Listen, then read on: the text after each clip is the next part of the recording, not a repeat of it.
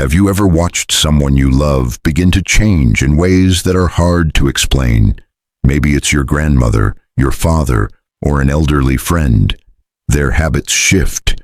Their eyes seem to see something beyond the room, and you sense something is different. These moments can feel heavy, confusing, even a little scary. But what if these changes are part of a sacred process? A process where the body and soul start to prepare for a transition. Dolores Cannon, a woman who spent her life exploring the mysteries of the human spirit, believed this is exactly what happens. She dedicated decades to studying how we move from this life to the next, and she uncovered patterns, gentle signs that show when an elderly person might be in their final year. These signs aren't meant to frighten us, no. They're invitations to be present, to love more deeply, to cherish every fleeting moment. Dolores saw them as whispers from the soul, preparing for a journey beyond what we can see. In this video, we'll walk through 7 of these signs, along with the wisdom Dolores shared about how to honor this time. If you're caring for someone in this phase, or if you've lost someone and these reflections stir your heart, stay with me. This is about understanding, about finding peace, and about learning to say goodbye with grace. Let's begin with the first sign, a quiet, almost unnoticed withdrawal from the things that once brought joy. Picture this: your grandfather, who used to spend hours tending his garden, now sits quietly, uninterested in the flowers he once loved. Or your mother, who cherished her favorite recipes, no longer cares to cook or even eat much at all. Dolores Cannon described this as the first sign, an elderly person starting to lose interest in the activities that defined their days. It's not depression, not quite. It's deeper, more subtle. It's as if the soul is gently pulling back, loosening its ties to this world. This detachment can feel strange to those around them. You might wonder, why don't they care anymore? But Dolores believed this is a natural part of the process. The soul knows its time here is winding down, and it begins to let go of earthly pleasures. Food loses its flavor. Music doesn't stir the heart like it used to. Even beloved places like the park where they walked every Sunday seem to fade in importance. For families, this can be hard to watch. You want to bring back that spark, to see them smile again. But Dolores urged us to see this for what it is: a preparation, a quiet shift towards something new. If you notice this in someone you love, don't push them to snap out of it. Instead, sit with them. Ask gentle questions about what they're feeling. Sometimes, just being there, in that shared silence, is enough. This sign reminds us that the soul is wise. It knows when it's time to start saying goodbye, even if the mind hasn't caught up yet. Now, let's talk about something you might have noticed if you're caring for an elderly loved one. Their sleep patterns change. Maybe they nap all afternoon but lie awake at 3 a.m. staring at the ceiling, or they seem to drift in and out of sleep at odd hours. Dolores Cannon saw this as the second sign, a shift in the rhythm of rest that goes beyond physical exhaustion. She believed this isn't just about a tired body, it's about the soul beginning to explore beyond this world. Dolores described these moments as visits between dimensions. Isn't that beautiful? When their eyes are closed, they might not just be dreaming. They could be revisiting old memories, seeing moments from their childhood, or even glimpsing what lies ahead. You might hear them talk about vivid dreams, or they'll mention seeing people who've passed on, like a long-gone spouse or parent standing right there in the room. These aren't hallucinations, Dolores said. They're real connections, moments when the veil between worlds grows thin. For those of us watching, it can feel unsettling. But try to listen without judgment. If they share a dream or mention seeing someone, don't dismiss it. Ask, what did they look like? What did they say? Let them feel heard. This is a sacred time, a chance for their soul to prepare, and your presence, your willingness to believe in their experience, can make all the difference. Here's a moment that can feel like a gift. Even in the midst of sadness, an elderly person suddenly reaches out to mend broken ties. Maybe it's a call to a sibling they haven't spoken to in years, or an apology for something long buried. Dolores Cannon identified this as the third sign: spontaneous reconciliation with the past. She believed the soul feels an urgent need to resolve unfinished business before it moves on. "This isn't random," Dolores said. "The soul knows its time is short, and it seeks to clear the way. Resentments that once seemed insurmountable melt away. People who were never emotional might suddenly share heartfelt words or ask for forgiveness.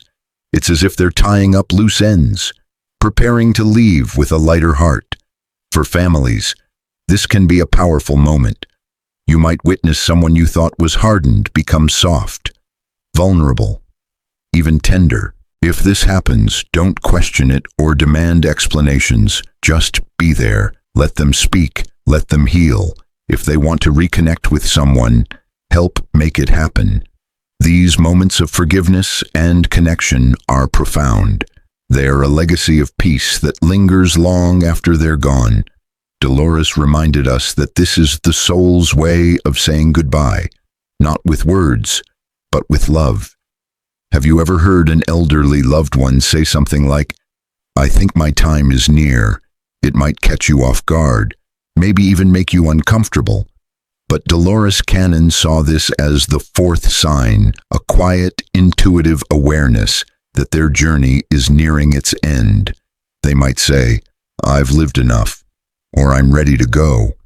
It's not pessimism, it's wisdom, a deep knowing that comes from the soul. Dolores believed the soul carries knowledge far beyond what our conscious minds can grasp. As the body weakens, that inner voice grows stronger, sending signals through these premonitions. Sometimes it's a phrase, sometimes a look, sometimes just a feeling they can't quite explain.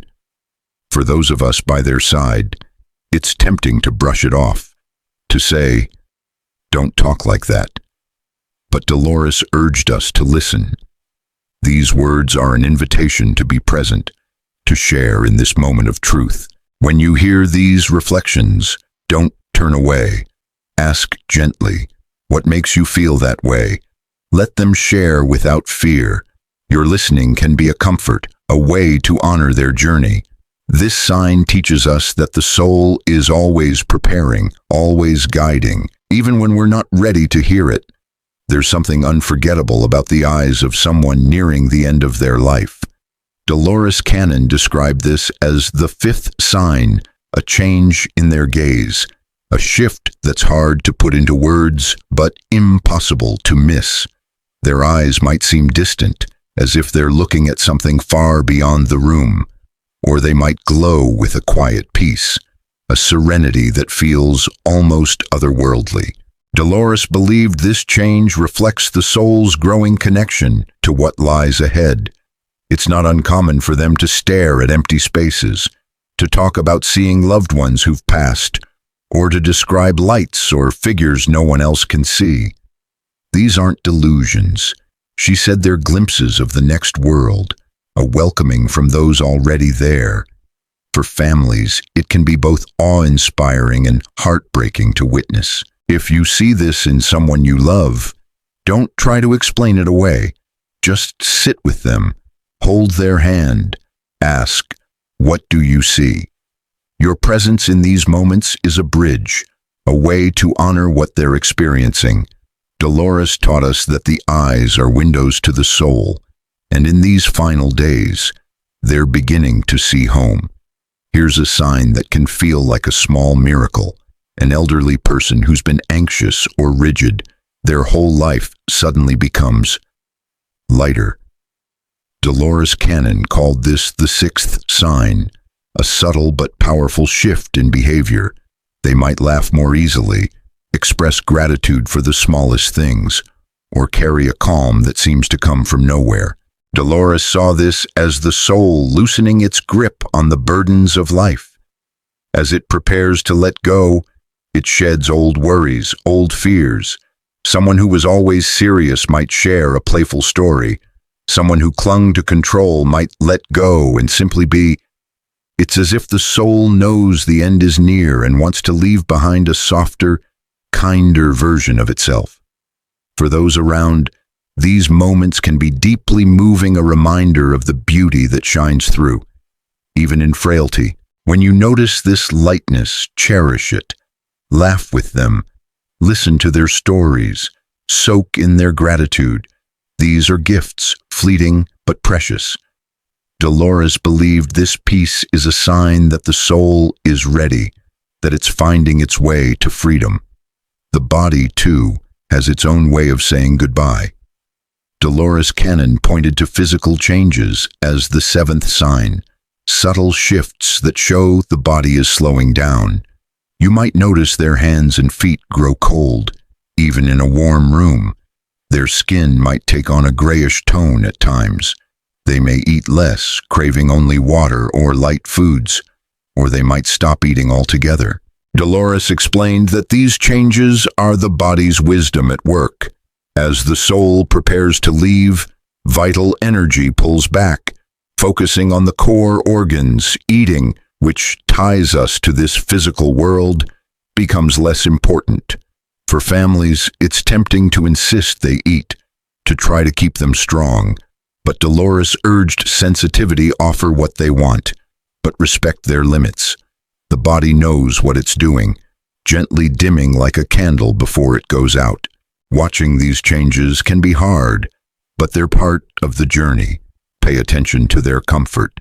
Keep them warm, hold their hand, and trust that their body is guiding them. Dolores reminded us that this process is natural, a sacred preparation for what comes next. As these signs unfold, there's one thing Dolores Cannon emphasized above all: the power of presence. In the final months, weeks, or days, words matter less than the love you share. Being there, really. There is what heals, what comforts, what matters. It's not about grand gestures or fixing everything. It's about holding their hand, listening to their stories, sitting in silence when words run dry. Dolores believed that when an elderly person feels seen and loved, something within them settles. They know they're not alone. This is especially true when they're quiet, lost in their own thoughts, or speaking of things you can't see. Don't interrupt those moments, just be. Your presence is a gift, a way to say, I'm with you, no matter what. And for you, these moments can transform pain into meaning, fear into acceptance. This time also invites us to reflect on our own lives. Dolores often said we should live as if every year might be our last, not out of fear, but to focus on what matters: love, connection, kindness. Caring for someone in their final days teaches us to slow down, to listen, to love more deeply. It's a chance to grow, to honor their life, and to find peace in the cycle of letting go. Dolores Cannon's teachings about the end of life are a reminder that death is not an end, but a transition. The signs she described: detachment, shifting sleep, reconciliation, intuition, changing eyes, lightness, and physical changes are guideposts, helping us navigate this sacred time. They're not predictions, not rules, but patterns that invite us to be present, to love without holding back, to say goodbye with grace. When we understand these signs, fear softens. We see the beauty in the soul's preparation, the wisdom in the body's quiet farewell. For those who remain, this time is transformative.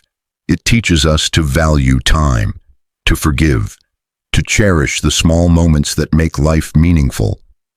Dolores believed that those who leave take with them the love we shared, the hugs, the laughter, the silent understanding, and they leave behind a seed of wisdom for us to carry forward. If you're walking this path with someone now, or if you've said goodbye and these words resonate, know that you're not alone. Share this message with others who might need it. Let's honor Dolores Cannon's legacy by living with intention, loving with courage, and embracing each farewell as a bridge to something greater.